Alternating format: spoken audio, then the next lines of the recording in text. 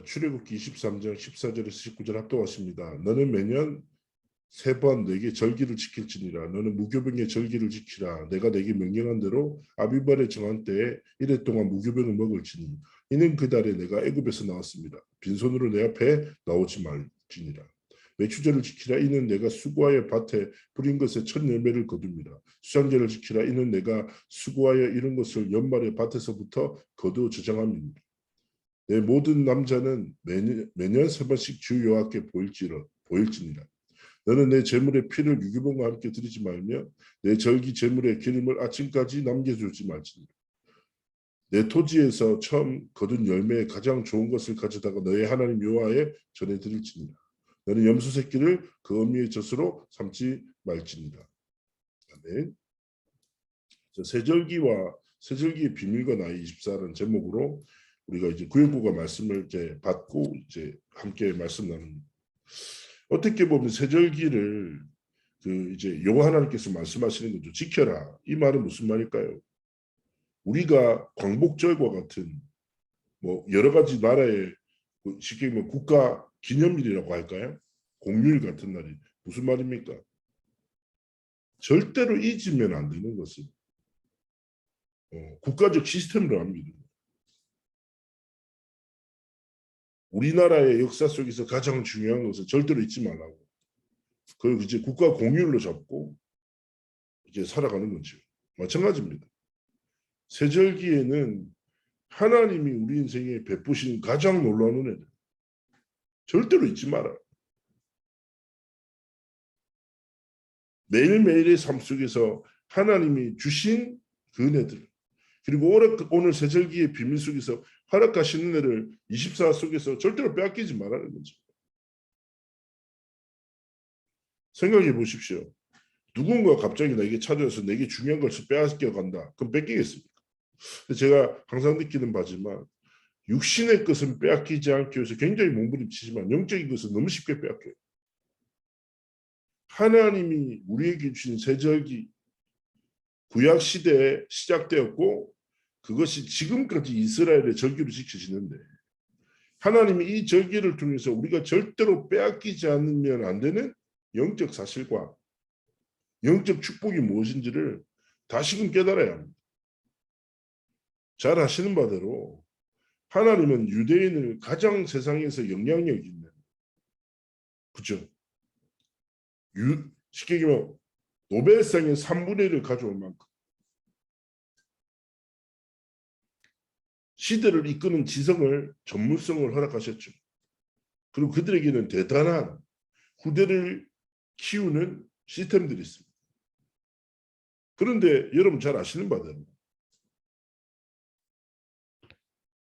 육신적으로는 어마어마한 것을 이뤄냈고 성공했지만요. 열심히 율법의 말씀을 지켰는데 정작 그 율법을 주신 하나님의 가장 중요한 목적인 복음을 상실했어요. 세절기를 지키지만 세절기에 참된 하나님이 담겨주신 영적 사실을 놓쳤습니다. 세상이 볼 때 성공했는 것 같지만 복음 없는 성공은 성경에서 재앙이라고 합니다.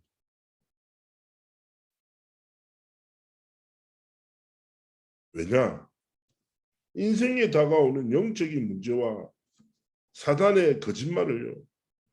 세상의 어떤 성공으로 어떤 지성으로 해결할 수 없거든요. 하나님이 이 영적인 재앙을 막으라고 복음을 주셨고 세절기 안에 이 복음의 가장 깊은 비밀인 복음을 담아두셨는데 이것을 모든 것을 놓치는 것 같습니다. 제가 전에 한번 그런 이제 길을 가다가 이제 찬양을 들었는데 되게 무릎 꿇게 된 순간이 있었어요. 이제 영도에서 막 이렇게 신학교 공부를 할 때 뭔가 현실과 상황에 막 낙심하게 되는 뭔가 소망이 보이지 않는 그런 데 있잖아요. 그때 이렇게 얘기하는 거예요.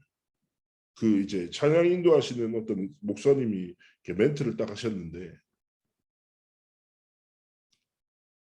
당신이 모든 것을 가지고 있다고 할지라도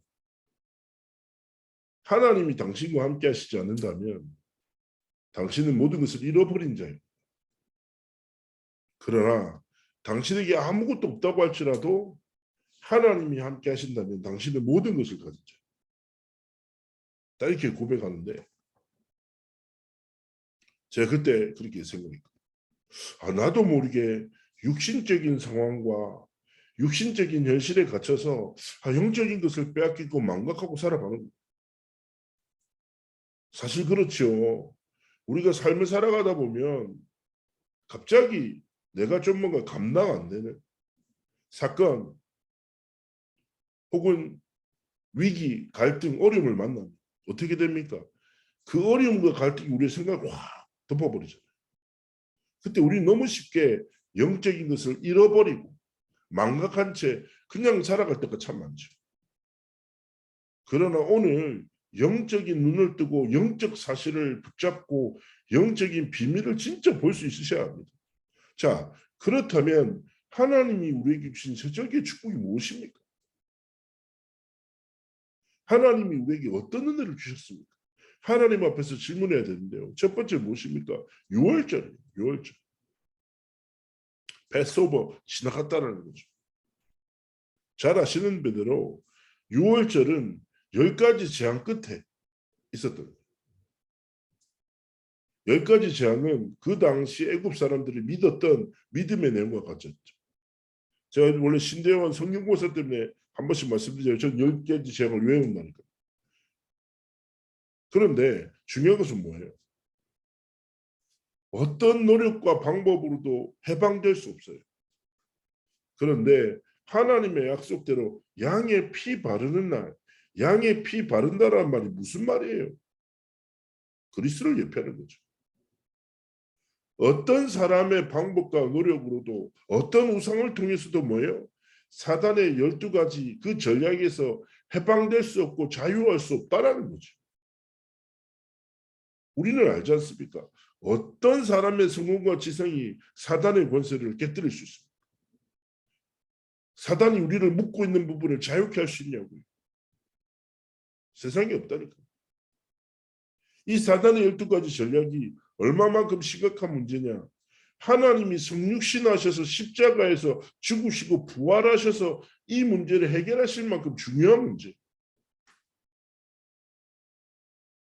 그런데 하나님을 떠나고 죄와 저주와 사단의 권세에 붙잡혔고 노예돼서 사단의 12가지 전략에서 죽을 수밖에 없는 우리 인생에 하나님이 요한복음 14장 6절에 유일한 길, 진리, 생명 되신 그리스도를 통해서 우리에게 뭘 주셨다고요? 자유함을 주셨고 그리스도를 통해서 뭘 주셨다고요? 참 생명을 주셨고 그리스도를 통해서 참된 승리를 주신.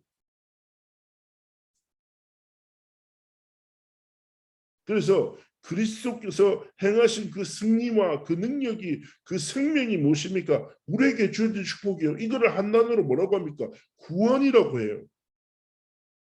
구원의 결과가 무엇입니까? 우리가 하나님의 자녀가 된 것을 말합니다.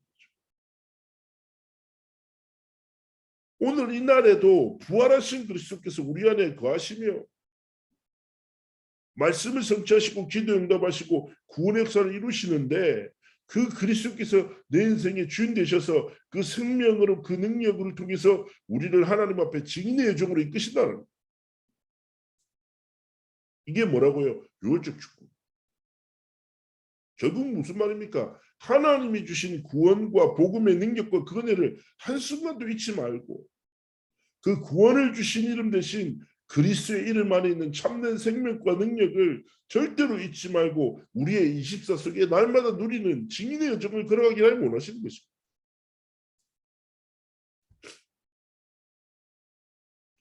미국의 복음주의 목사 중에 폴 워셔라는 목사가 있어요. 그 사람이 이런 말을 해요. 당신의 구원의 확증이 무엇이겠냐. 당신이 대학교 때 어느 수련회 가서 갑자기 예수를 영접한 것이 구원의 증거냐. 전 대학교 2학년 때 예수님을 믿게 되었습니다. 그게 구원의 확증이냐. 아니다. 이렇게 표현하더라. 지금 이 순간 그리스도가 나에게 누구시냐. 여기에 대한 확신이 구원에 대한 확증이다. 이번 주 일부 말씀처럼 베세다의 맹인은 무엇입니까? 그가 가지고 있었던 절대 불가능한 문제 앞에서 어디 앞에 나갑니까? 그리스도 앞에 나가서 그리스도를 자신의 주로 고백하는 그 순간 하나님은 치유하시고 증인의 여정 속으로 이끄셨습니다. 마찬가지입니다. 오늘 24를 살아가고 있는 나의 삶에 내가 직면하는 문제 앞에, 나의 한계 앞에, 환경의 갈등 앞에 그리스도가 내게 누구시냐 이거. 그때 우리는 어떤 고백대입니까? 6월절의 축복이 무엇입니까? 매일의 삶 속에 매일의 문제와 한계 앞에서 뭐요? 주는 나의 그리스도시요 살아계신 하나님의 아들이십니다. 베드로의 신앙 고백이 나의 고백. 베드로에게 역사하셨던 그리스도께서 나의 그리스도 되셔서 오늘도 동일하게 역사하셨다. 베드로는 날마다 고백합니다. 은과 금은 내게 없어. 그러나 내게 있는 것을 내게 준다. 하나님이 우리에게 주신 것이 무엇입니까? 6월절의 축복. 나사렛 예수 이름으로 일어나 걸어라. 말씀하셨다. 그래서 하나님이 주신 6월절의 축복을 누리며 날마다 그리스도로 완전하고 충분하며 모든 것 됐다는 결론을 딱 붙잡고 하나님 앞에서 이 축복을 빼앗기지 않고 누리기 원하시는 것입니다. 위기 만납니까? 한계를 만납니까? 그때 고백하십시오. 예수가 나의 그리스도 되십니다. 그리스도가 나의 그리스도 되십니다. 그 그리스도가 내 인생의 주인 되십니다. 이게 무엇입니까? 첫 번째 절기의 축복입니다. 전병을 먹고 피를 바르는 퍼포먼스가 중요한 게 아니라 그 속에 있는 복음의 본질을 절대 놓치고 빼앗기면 안 되는 겁니다. 두 번째 무엇입니까? 오순절의 축복이죠. 오순절이 무엇입니까? 한 단어로 얘기하자면 성령의 내주인도 역사하십니다. 고린도전서 3장 16절에 성령이 우리 안에 계셔서 뭐예요? 우리를 하나님의 성전으로 삼으셨죠. 그리고 우리 인생을 성도로 부르셨습니다. 자, 여기서 중요한 것은 무엇입니까? 여기서 말하는 성, 거룩함이죠. 거룩하단 말은 구별됐다는 말. 자, 세상에 있는 것이 아니라 하나님의 거룩함으로 구별된 집을 성전이라고, 하나님의 거룩함으로 구별된 책을 성경이라고 하고, 하나님의 거룩함으로 구별된 인생을 뭐라고 합니까? 성도라고 합니다. 그러면 하나님의 거룩함으로 구별된 그 구별됨이 뭐냔 말이에요. 한 단어로 말씀드립니다. 성령으로 모든 것을 행하는 것입니다. 자, 오순절이 뭡니까? 절대 불가능한 것 같은 광야의 환경 속에서 그들의 여정이 시작된 거예요. 걸어간 거예요. 근데 하나님이 뭐예요? 절대 불가능한 것 같은 그 현장에서요. 열매 맺게 하시다. 하나님이 잘 아시잖아요. 낮에는 구름 기둥, 밤에는 불 기둥, 물을 주시고 만나와 메추라기를 주시고 전쟁에서 승리케 하시고 해와 달이 멈추게 하시고 무엇입니까? 모든 필요를 모든 문제를 무엇입니까? 하나님의 거룩한 능력으로 역사하신다. 하나님이 우리를 필요를 아시고 채우신다. 우리의 적군을 아시고 하나님의 언약 붙잡고 나가면 승리를 주신단 말이에요. 싸우지 않고도 승리해요. 언약 붙잡고 돌기만 해도 여리고가 무너져요. 이 모든 것이 한 단어로 뭐예요? 오순절의 축복이라고요. 우리가 구원의 축복을 가지고 언약의 여정을 간다. 그 모든 길을 성령께서 내주하시고 요한복음 14장의 16장이 뭐랍니까? 그 성령께서 인도하신다. 어디를 향해요? 언약의 성취의 길을 향해 인도하신다. 그 길을 가는데 많은 일들 사건이 생기죠. 그때 그 하나님의 전능하신 능력으로 성령의 능력으로 사도행전 1장 8절에 증인되도록 하나님이 권능을 부어주신다. 이 권능은 무엇입니까? 이스라엘 백성이 여리고 성에 닿았을 때 여리고 성에 있었던 기생 라합은 이미 그 이스라엘 백성에게 하나님이 함께 하신다라는 소문만 듣고 그 권능에 대한 소문만 듣고도 간담이 다 녹아버렸어요. 무슨 말입니까? 실제 우리의 삶에 성령의 내주 인도 역사하심이 실제 내용이 되고 방법이 되고 방향이 되기를 하나님 원하시는 것입니다. 하나님 앞에서 참된 믿음으로 도전하기를 원하십니다. 그래서 기억하셔야 돼요. 어떤 오늘을 살아가고 계십니까? 혹시 위기를 만나셨습니까? 두려운 일이 있으십니까? 아니면 현실의 벽이 너무 높게 느껴지시기도 합니다. 그런데 진짜 6월절에 주님 되신 그리스도 앞에 무릎 꿇고 고백하십시오.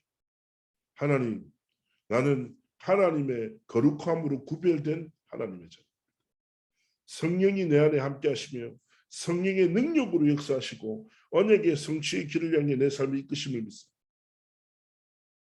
문제가 아니라 문제 속에 있는 하나님의 기회를, 어려움이 아니라 어려움을 통해서 하나님께 영광 돌릴 믿음의 도전을, 갈등이 아니라 갈등 속에서 하나님이 내게 진짜 원하시는 성숙과 경신을 깨닫도록 여호와 하나님 성령의 충만함으로 역사하셔서 내 보는 것, 듣는 것, 말하는, 생각하는 모든 것을 성령으로 주장하셔서 하나님의 뜻과 계획과 손을 깨달아 알도록 은혜를 달라고 믿음으로 기도하고 도전하기를 원하시는 것입니다.